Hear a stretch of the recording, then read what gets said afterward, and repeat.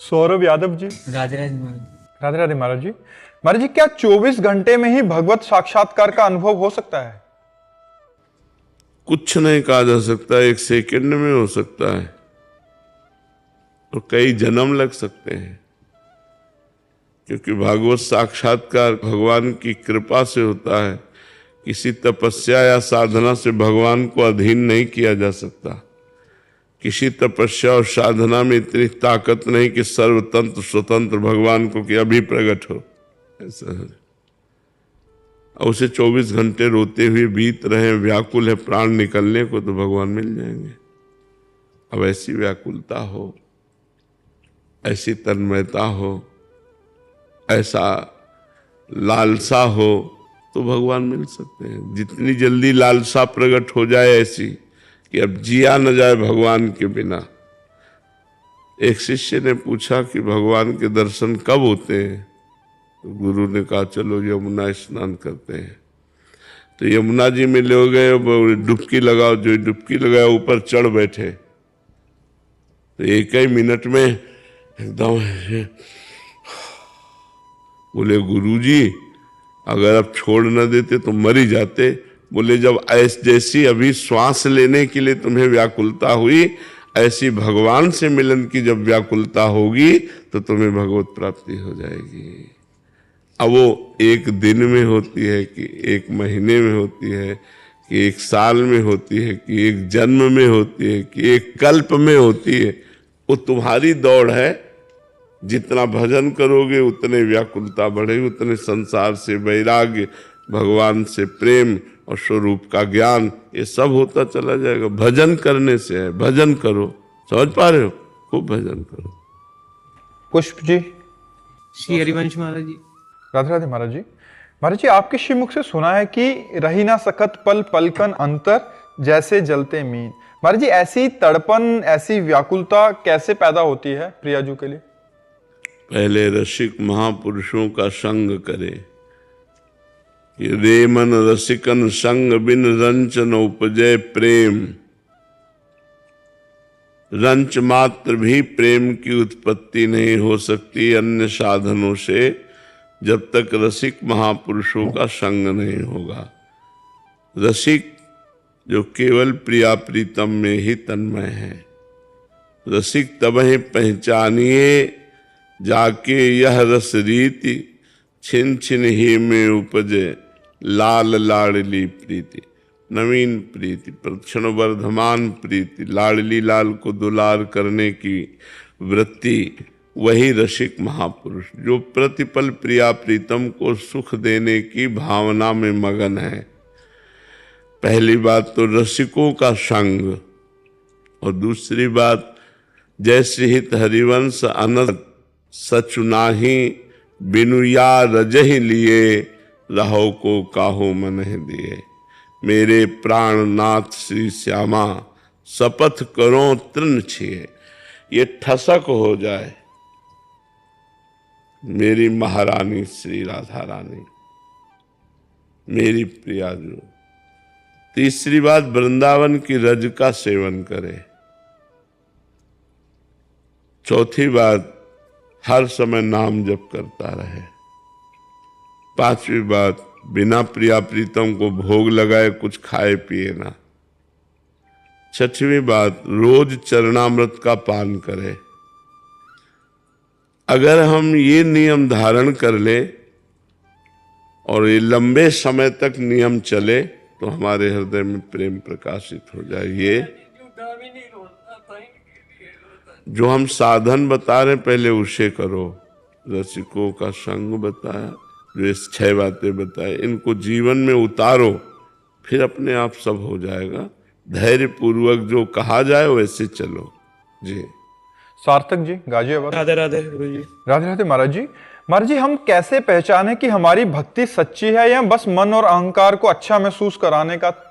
जब हम हर समय दुख में, सुख में, लाभ में, हानि में, जय में, पराजय में, चलते फिरते, उठते बैठते, खाते पीते, सोते जागते, हर समय भगवान का मधुर मधुर स्मरण होने लगे, प्रियालाल का स्मरण होने लगे, तो जानना चाहिए हमारी भक्ति बढ़ी है। और जब केवल पूजा पाठ किया थोड़ी देर, इसके बाद मनोरंजन संसार का चिंतन, उसी में हम फंसे हुए हैं, वो भक्ति नहीं है, उसका कोई विशेष महत्व नहीं है।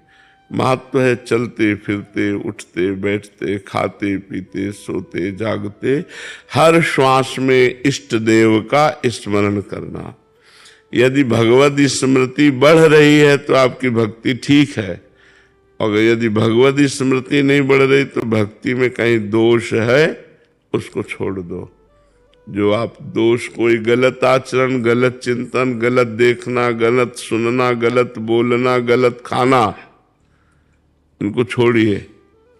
अगर इनको छोड़ दोगे तो आपकी भक्ति बढ़ेगी, और उस बढ़ने का फल है सब साधन कर यह फल सुंदर, प्रभुपद पंकज प्रीति निरंतर। अपने प्रभु के चरणों में निरंतर प्रीति बढ़े, यही समस्त साधना का फल है। और प्रीति का स्वरूप है स्मरण। जितना स्मरण करोगे उतना ही प्रेम बढ़ेगा। खूब भगवत स्मृति बढ़े, यही भक्ति का लक्षण है कि शुद्ध भक्ति हमारे हृदय में है। सुरेंद्र लोधी जी, राधे राधे राधे महाराज जी। महाराज जी, आप पूछना चाह रहे हैं कि न्याय करने के समय न्यायाधीश की मूल शर्त ज्ञान और चेतना है, तो फिर ये क्यों देखा जाता है कि जब भगवान के द्वारा दंड विधान होता है तब हमें कुछ याद नहीं रहता, बट हमें उस कर्म का फल मिलता है जो हमें याद ही नहीं है? तो महाराज जी, याद न रहे तो क्या कर्म तुम्हें दंड नहीं देगा? तुम किसी का कर्जा लिए हो और तुम भूल जाओ तो तुम्हारी गलती है। तुम्हारी याद तो बहुत कमजोर है। 9 महीने माँ के गर्भ में रहे, याद है? 9 सेकंड की भी याद है, और इसी जन्म में तो रहे, माँ के गर्भ में रहे कि नहीं रहे? तो अपनी याद तो बहुत कमजोर याद है। हो तो तुम ही, शरीर बदल गया। अब पूर्व में कर्म तुमने जो किए हैं वो तुम्हें दंड तो भोगना ही पड़ेगा। जैसे 10 वर्ष मुकदमा चलता है, आप भूल जाओ कि कत्ल किया था, लेकिन आपको जो सजा है, आजीवन सजा, फांसी की सजा, वो तो मिलेगी ना। अब कह दो हम भूल गए तो हमको क्यों सजा मिलती है? भूल गए तो तुम्हारी गलती है, तुम्हारी कमी है। नहीं, तुमने जो जो अपराध किए हैं या जो जो अच्छे कर्म किए हैं उनका फल आपको मिलेगा। अच्छा, शरीर बदल जाते हैं। शरीर माने पोशाक। तो आप पहले जब कत्ल किए तो धोती कुर्ता पहन के किए थे, लेकिन अब जब आप मुकदमा लड़ रहे हैं तो आप पैंट शर्ट से लड़ रहे हैं, तो आपको सजा नहीं होगी क्या? सजा तो होगी ना। तो जैसे आप पूर्व जन्म में स्त्री थे या पुरुष थे या क्या थे, आपने पाप किया, अब इस जन्म में आप पुरुष स्वरूप में बालक हैं अभी, तो आपको भयंकर दंड मिला। तो अवस्था थोड़ी देखता है, कानून अवस्था नहीं देखता। जो भागवतिक कानून है वो अवस्था, वो गर्भ में भी दंड दे देगा। गर्भ ही नष्ट हो गया, वो तो दंड विधान कर्म के अनुसार जो आएगा। तो ये थोड़ी देखा जाता है कि बालक बूढ़ा जवान, ये तो कपड़ा है बाहरी, बालक बूढ़ा जवान। जीवात्मा तो पुरातन है ना, भगवान का अंश है ना, और वही गलती करवा रहा तो उसी को भोगना पड़ता है। समझ पा रहे हो आप? तो हमारी स्मृति तो बहुत थोड़ी है, हम इसी जन्म की बातें भूल। परसों क्या खाया था 12 बजे दोपहर के? हमारी तो स्मृति बहुत छोटी है, नहीं है? कि अगर हम अचानक पूछे, हम ही से पूछ लो ना कि आपने परसों दोपहर के क्या पाया था, सोचना पड़ेगा। परसों की बात, जबकि हमने खाया है, सोचना पड़ेगा हमें। तो फिर हमारी सोच तो बहुत कमजोर सोच है। हम अपनी सोच के अनुसार न्याय कैसे मांग सकते हैं? हमने जो जो किया जन्म जन्मांतरों में, अवश्य में वो भोक्तव्यम कृतम कर्म शुभाशुभम, हमको शुभ अशुभ कर्म भोगने पड़ते हैं। कुछ माफ भी हो जाते हैं क्या महाराज जी? हाँ, भजन करने से माफ हो जाते हैं। भजन करने से माफ हो जाते हैं। भजन करो, तपस्या करो, तीर्थयाटन करो, पवित्रता पूर्वक दान करो, भगवान का नाम जप करो, इसी से सब पाप नष्ट हो जाते हैं, सर्व पाप नष्ट हो जाते हैं। प्रारब्ध भोगना पड़ता है, प्रारब्ध जो है वो भोगना पड़ता है, पाप सब नष्ट हो जाते हैं। जैसे इसी जन्म में महाराज जी दंड किए, मतलब पाप किए, तो इसी जन्म में दंड क्यों नहीं मिलते? बहुत बड़ी सरकार है ना, बहुत बड़ा कानून है। कभी कभी मुकदमा चलता रहता है और जो क्रिमिनल काम करने वाला होता है वो मर जाता है पहले, अब उसका फाइनल ही नहीं हो पाता है। कभी कभी ऐसे समय फाइनल होता है कि बुढ़ापा आ गया उसका, लड़ते लड़ते अब बोले आजीवन कारावास। महाराज जी बता रहे थे 45 साल बाद उसका निर्णय हुआ कि ये बाइज्जत बरी कर दिया जाए, इसका वो 45 साल जेल में ही रहा वो। 45 साल जाओ, तो ये प्रारब्ध भोग है। तो देखो यहाँ जबकि एक देश की सरकार है तो इतना समय लेती कि नहीं, अनंत ब्रह्मांडों का न्याय है जहाँ, वहां तो ये जन्म का जन्म लग ही जाता है, वहां तो लग ही जाता है ऐसे। ओमकार जी, श्री हरिवंश महाराज जी। महाराज जी जैसे आप कहते हैं कि भजन कभी व्यर्थ नहीं जाता, तो मान लेते हैं कि इस कलयुग में मैंने अच्छा भजन करने का प्रयास किया किंतु मेरी मृत्यु बिना भगवत प्राप्ति के हो गई, तो मेरा अगला जन्म किसी अन्य युग में हुआ तो मुझे उस युग के आधार पर। अन्य युग में नहीं, इसी अभी तो बहुत बड़ा युग है, इतनी देर थोड़ी तुम वैकुंठ या स्वर्ग में रखे जाओगे, बहुत बड़ा युग है। 4,32,000 वर्ष की आयु है, तो अभी तो 32,000 में 5-6 वर्ष हुए हैं। 4,32,000 वर्ष की आयु कलयुग की। अभी हम सैकड़ों बार जन्मे मरेंगे, 1-2 बार थोड़ी। यदि भगवत प्राप्ति हो गई तो हो गई, और अगर जो भजन प्रयास करता है और उसको भगवत प्राप्ति नहीं होती तो उसको अगला जन्म जो है बड़ा सुविधाजनक मिलता है। धनी मानी पुरुषों के यहाँ और भक्तमान, धनी मानी भी हैं और भक्तमान है, बचपन से ही सब सुख ऐश्वर्य और बचपन से ही भागवतिक वातावरण। भगवत प्राप्ति के लिए उसको जितनी सामग्री चाहिए, पूर्व जन्म में जो साधना की वो तो जागृत हो ही जाएगी और वर्तमान में उसे बड़ी अनुकूलता मिलती है, तो बचपन से ऐसे संस्कार बन जाते हैं और भगवान की उसे प्राप्ति हो जाती है। वो नष्ट कभी नहीं होता। नामे भक्ता प्रणश्यति, भगवान का भक्त कभी नष्ट नहीं होता, भगवान का भजन कभी नष्ट नहीं होता, भगवान की भक्ति कभी व्यर्थ नहीं जाती, वो अपना रंग दिखा के ही रहती है। जब पाप कर्म अपना रंग दिखा देते हैं तो भक्ति रंग क्यों नहीं दिखाएगी। जब असत कर्म भोगना पड़ता है तो सत्कर्म का फल तो आनंद भोगना ही पड़ेगा। इसलिए खूब नाम जप करो, भगवान की भक्ति करो। नितिन बजाज जी। राधे राधे महाराज। राधे राधे महाराज जी। महाराज जी जब सब कुछ भाग्य पर निर्भर है तो क्या हम जो नाम जब सब कुछ भाग्य पर निर्भर कैसे है? ये किसने कह दिया तुमको कि सब कुछ भाग्य पर निर्भर है? कुछ लिखा हुआ है कि क्या हमारे साथ? नहीं, क्या लिखा हुआ है? ये लिखा हुआ है कि आज तुम हमारे पास आओगे? मैं वही पूछना चाहता हूँ। नहीं, ये नहीं लिखा हुआ है, उसमें कुछ लिखा हुआ है। प्रारब्ध किसे कहते हैं पहले समझो। जिसे आप भाग्य कहते हो ना, उसे शास्त्रीय भाषा में दैव कहते हैं, प्रारब्ध कहते हैं, विधान कहते हैं, नियति कहते हैं। उसी को कहते हैं कि तुम्हारी जो नियति में है वो तुम्हें भोगना पड़ेगा। तो नियति, दैव, भाग्य, इन सबको प्रारब्ध कहते हैं। प्रारब्ध 2 कर्मों से बनता है, शुभ और अशुभ। शुभ माने पुण्य कर्म और अशुभ माने पाप कर्म, और दोनों का फल है। शुभ का फल है सफलता, विजय, अनुकूलता, विविध सामग्री, भोग सामग्री, और अशुभ का फल है हार, असफलता, विपत्ति, दुख, रोग, संकट, नाना प्रकार का। ये 2 चीजें केवल लिखी हुई है। अब आप आज नया कर्म दान कर रहे हो, पुण्य कर रहे हो, तीर्थयाटन कर रहे हो, भजन, ये आपके ऊपर है। इसे क्रियमाण कहते हैं, उसे प्रारब्ध कहते हैं जो लिखा है, और जो आप करोगे ये नया कर्म क्रियमाण है। और जो आपके अनेक जन्मों का किया हुआ कर्म जमा है उसे संचित कर्म कहते हैं। तो संचित कर्म भगवान की शरण में होकर भजन करने से भस्म हो जाता है, और क्रियमाण भगवान को समर्पित हो जाता है, और प्रारब्ध को भोगना पड़ता है, भोग लेता है। वो तीनों कर्मों से मुक्त होकर भगवान को प्राप्त हो जाता है। इनका कहने का भाव है कि महाराज जी जब मैंने नाम जब शुरू किया अभी 15 दिन पहले, तो मेरे भाग्य में लिखा था कि मैं 15 दिन नहीं, ये नहीं लिखा था, ये नहीं लिखा था। 15 दिन पहले से आपने भजन शुरू किया, ये भगवान की कृपा और आपका प्रयास, ये आपका प्रयास है और भगवान की कृपा, दोनों सफल हुई तो भजन प्रारंभ हो गया।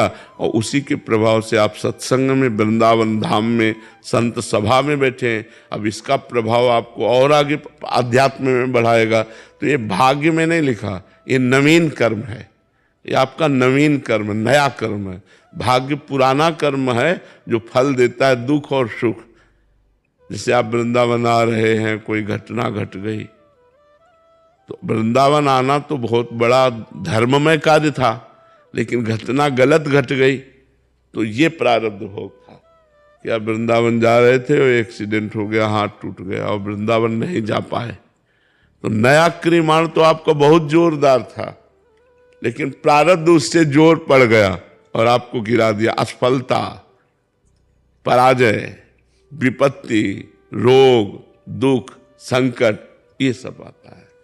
तो नवीन कर्म बलवान हो जाए तो प्रारब्ध को रौंद दे।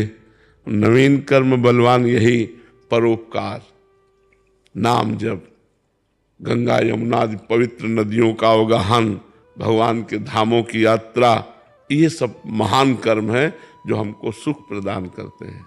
समझ पाए आप? सरिता जी, राधे राधे महाराज जी, आपके चरणों में कोटि कोटि प्रणाम। महाराज जी, कामनाओं, इच्छाओं और लिप्साओं से कैसे मुक्ति प्राप्त करें? प्रयत्न करने पर भी नहीं जा रही। बिन संतोष न काम न साही, अछत काम सुख सपने हूं नाही।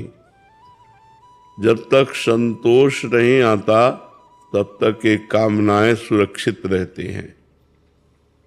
जब तक कामनाएं सुरक्षित रहती हैं तब तक स्वप्न में भी सुख और शांति नहीं मिल सकती। तो संतोष कैसे आवे? जब बहुत बड़े धनी श्री भगवान से हमारा संबंध जो है वो जब हम मान लेते हैं कि भगवान मेरे, तो मुझे संतोष हो जाता है। भगवान के संबंध से ही संतोष आएगा और भगवान के भजन से ही संबंध पुष्ट होगा। जो है वही स्वीकृत हो जाएगा। हमारा भगवान से संबंध जन्म जन्मांतरों से है, हम उनके अंश है। ये संसारिक संबंध तो अभी कुछ वर्षों का है, हम तो भगवान के हैं। तो जब भगवान से संबंध हो जाता है तो सारी कामनाएं या तो पूर्ण हो जाती हैं और या शांत हो जाती हैं। परम संतोष हृदय में हो जाता है। देखो, भगवान से जरा सा लगाव हुआ कि बड़े बड़े राजपाट वैभव छोड़ दिए लोगों ने। तो हम जो सुख चाहते हैं वो भगवान से संबंध रखने वाले छोड़ देते हैं। इसका मतलब बिना भगवान से संबंध स्वीकार किए इस माया की कामनाओं से हम निवृत्त नहीं हो सकते, और कामनाएं कभी पूर्ण नहीं हो सकती। एक कामना के बाद दूसरी कामना, एक दूसरी कामना के बाद तीसरी, ये चक्र चलता रहता है। तो हम भगवान का नाम जप करें, भगवान की महिमा सुने, लीला कथा सुने, भगवान को अपना माने, इन्हीं के बल से हमारी कामनाएं शांत हो जाएंगी। भगवान बड़े कृपालु हैं, भगवान सबके स्वामी हैं, भगवान सब कुछ हैं। उन्हीं की कृपा से हमारी कामनाएं शांत होंगी। तो भगवान की शरण में होकर भगवान का नाम जप करो। किसका प्रश्न है? समझ पाए आप? तभी सब कामनाएं और जितनी वासनाएं, लिप्साएं, ये सब शांत हो जाए। जब हम नाम जप करते हैं तो हमारी छुपी हुई मन की वासनाएं बाहर निकलती हैं और भस्म हो जाती हैं। जब नाम जप करते हैं इतना आनंद आता है कि और कोई कामना ही नहीं रह जाती। इसलिए हम भगवान की शरण में होकर नाम जप करें तो सारी कामनाएं, वासनाएं, लिप्साएं सब शांत हो जाएंगी। चिंता न करो, चिंतन करो, भगवान का चिंतन करो।